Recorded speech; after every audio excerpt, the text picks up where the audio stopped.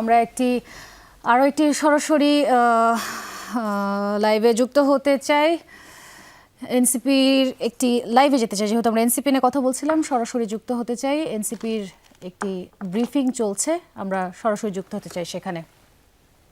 প্রয়োজনে পুনর্যাচাই করে নির্বাচন কমিশনকে হস্তক্ষেপ করে সেটা পুনর্যাচাই করে সে বিষয়ে সিদ্ধান্ত দিতে হবে, কারণ ইতিপূর্বে আমরা রিটার্নিং কর্মকর্তাদের পক্ষপাতিত্ব দেখেছি। আমরা এছাড়াও আমরা দেখছি যে কিছু স্পেসিফিক নির্দিষ্ট আসনে এই চেষ্টাটা করা হচ্ছে, যেখানে 11 দলীয় জোটের শীর্ষ নেতৃবৃন্দের আসনগুলোতেই স্পেসিফিকলি এই ভোট ট্যাম্পারিং এর গণনার ক্ষেত্রে, ফলাফলের ক্ষেত্রে ট্যাম্পারিং এর চেষ্টাটা করা হচ্ছে। এটা কাকতালীয় নয়, আমরা মনে করি এটা উদ্দেশ্য প্রণোদিত এবং এটা একটা সাইকোলজিক্যাল প্রেশার তৈরি করার উদ্দেশ্য হিসেবে এই ধরনের কাজটা করা হচ্ছে। আমরা দেখেছি জামাতের আমিরের আসনে, আমাদের আহ্বায়কের আসনে, খেলাফত মজলিস আমিরের আসনে স্পেসিফিকলি এই চেষ্টাগুলো করা হচ্ছে। আমরা মিরপুরে অর্থাৎ ঢাকা 16 আসনেও এটা দেখেছি, এই ধরনের একটা চেষ্টা সেখানে করা হচ্ছে। আমরা নির্বাচন কমিশনকে আহ্বান জানাবো যে ফলাফল ঘোষণার ক্ষেত্রে এই যে বিলম্ব, আমরা কিছু কেন্দ্রে দেখেছি যে কেন্দ্রগুলোতে এনসিপি এগিয়েছিল, শাপলাগুলি এগিয়েছিল, আমাদের জোটের প্রার্থীরা এগিয়েছিল। ওই কেন্দ্রগুলোর ফলাফল সন্ধ্যা 7টা বাজে গণনা শেষ হয়ে গেলেও, কেন্দ্র থেকে ঘোষণা হয়ে গেল বা সেখানে গণনা শেষ হয়ে গেল, রিটার্নিং কর্মকর্তা সেটা 11টা 12টা পর্যন্ত এখন পর্যন্ত ঝুলিয়ে রেখেছেন। এই কারণটা আমরা এই বিষয়ে আমরা স্পষ্ট না যে কেন এরকমটা করা হচ্ছে। এটা কি আমাদের বিজয়ী কেন্দ্রগুলোকে ঘোষণা না দিয়ে বিপরীত প্রার্থীকে এগিয়ে আছে দেখানোর একটা অপপ্রয়াস কিনা, এবং সেটা দিয়ে একটা মিডিয়ার মাধ্যমে একটা ন্যারেটিভ তৈরি করার চেষ্টা বলে আমরা মনে করছি। আমরা আমাদের দিক থেকে বলতে চাই যে সুষ্ঠু নির্বাচনের মাধ্যমে যেই ক্ষমতায় আসুক জাতীয় নাগরিক পার্টি গণতন্ত্রের প্রতি শ্রদ্ধার জায়গা থেকে তাকে সহায়তা করবে সরকার পরিচালনা, রাষ্ট্র পরিচালনার ক্ষেত্রে। তবে সেটা শতভাগ সুষ্ঠুভাবে হতে হবে। ফলাফলের মতো একটা বিষয়, যেখানে 100টা কেন্দ্রের ফলাফল যোগফল করলে একটা পাচ্ছি, সেখানে আরেকটা রিটার্নিং কর্মকর্তা বলছে, আরেকটা ইলেকশন কমিশন বলছে, মিডিয়া আরেকটা আসতেছে। এই ধরনের বিভ্রান্তিকর ফলাফলের মধ্য দিয়ে আমরা চাই না যে কেউ এদেশে সরকার গঠন করুক। তাহলে সেক্ষেত্রে একটা কনফিডেন্সের শূন্যতা থেকে যাবে এবং তার ফলে বাংলাদেশ আসলে যেই দিকে আমরা পৌঁছাতে চাই সেদিকে আমরা আগাতে পারবো না। আমরা ঢাকা 8 আসনের একটা ভয়েস রেকর্ড আপনাদেরকে একটু শোনাতে চাই। ঢাকা 8 আসনে, যেটা ইতিপূর্বে আমি পোস্ট করে জানিয়েছিলাম, লাইভেও আমরা বলেছিলাম যে ঢাকা 8 আসনে যেই ভোটগুলো ফল্ট ভোট হয়েছে, যেই ভোটটা মার্কার বক্সে পড়ে না, আপনারা জানেন যে নির্দিষ্টভাবে আরপিওতে উল্লেখ আছে মার্কার বক্সে ভোটটা দিতে হবে। ভোটটা মার্কার নামের উপরে পড়লেও হবে না কিংবা এর বাইরে পড়লেও হবে না। আমরা দেখেছি এর বাইরে খালি যে জায়গা আছে সেখানে সিল দেওয়া হয়েছে, সেই সিলকে ধানের শীষের পক্ষে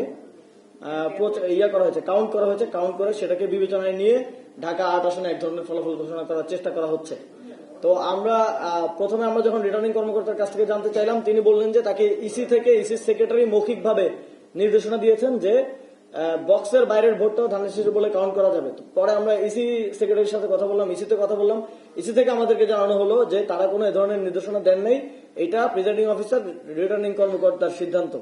তো তাহলে এই যে একজন থেকে আরেকজন এই যে বল পাস করার মতো চলছে, এটা স্পষ্টভাবে বোঝায় যে এখানে একটা ফলাফল ট্যাম্পারিং হচ্ছে।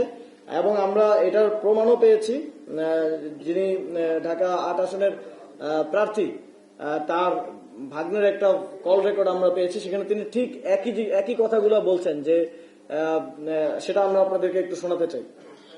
সকল বাতিল ভোট, আবার বলতেছি, সকল বাতিল ভোট কিন্তু প্রেসিডেন্ট হোসেনকে চ্যালেঞ্জ করে এগুলো গণনা করতে হবে। এগুলো কিন্তু সাংঘাতিক এগুলো হবে না, প্রার্থীকে নিয়ে কিন্তু সব জায়গায় দেওয়া সম্ভব না। একটা কেন্দ্রে আসছি মিলিয়ে সব জায়গায় দেওয়া সম্ভব না, হয়তো আরো 2-1 জায়গায় যেতে হবে।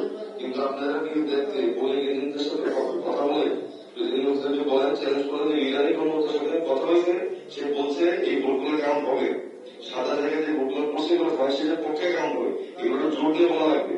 জিনিসটা কিন্তু খামখেয়ালি করে আমরা আমাদের সবার লস, আপনারও লস, আমারও লস। আর আমাকে নিয়ে আসার চেষ্টা করতেছি কয়েকটা ক্ষেত্রে, না পারলে প্লিজ আপনারা নিজেদেরকে কাজটা করেন। এই রেকর্ডটি আমরা পেয়েছি, যেটা প্রমাণ করে যে যে ভোটগুলো ফল্ট হয়ে গেছিল, বাতিল হওয়ার কথা, সেই ভোটগুলোকে ধানের শীষের পক্ষে ঢাকা 8 আসনে কাউন্ট করা হয়েছে। সুতরাং এই ভোটের পরিমাণ কত, সংখ্যা কত এবং এই বাতিল ভোটগুলোকে কাউন্ট করে যখন তারা হেরে যাচ্ছিল এই দেরি করে বিলম্ব করে বাতিল ভোটগুলোকে কাউন্ট করে প্রিজাইডিং অফিসারদেরকে এই যে উনি বলছিলেন যে প্রিজাইডিং অফিসারদেরকে কাছে যান আপনারা গিয়ে তাদেরকে রাজি করে এই বাতিল ভোটগুলো কাউন্ট করেন, কাউন্ট না করলে আপনার লস আমার লস। সুতরাং এটা স্পষ্ট প্রমাণ যে এখানে বাতিল ভোট কাউন্ট করে মির্জা আব্বাসকে বিজয়ী করার এক ধরনের ষড়যন্ত্র হয়েছে।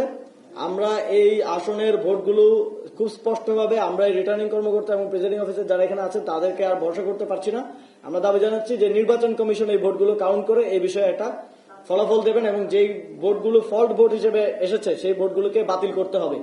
এই যে স্পষ্ট একটা ষড়যন্ত্র, প্রমাণিত ষড়যন্ত্রের মধ্য দিয়ে ঢাকা ৮ আসনের ফলাফল ট্যাম্পারিং করার যে চেষ্টা চলছে সেটা আমরা কোনোভাবেই মেনে নিব না এবং এই বিষয়ে আমরা এবং এই বিষয় সহ আরো সার্বিক বিষয় আমরা জোটের পক্ষ থেকে চূড়ান্ত সিদ্ধান্ত নিয়ে আপনাদেরকে অফিসিয়ালি জানাবো। কারো কোনো প্রশ্ন?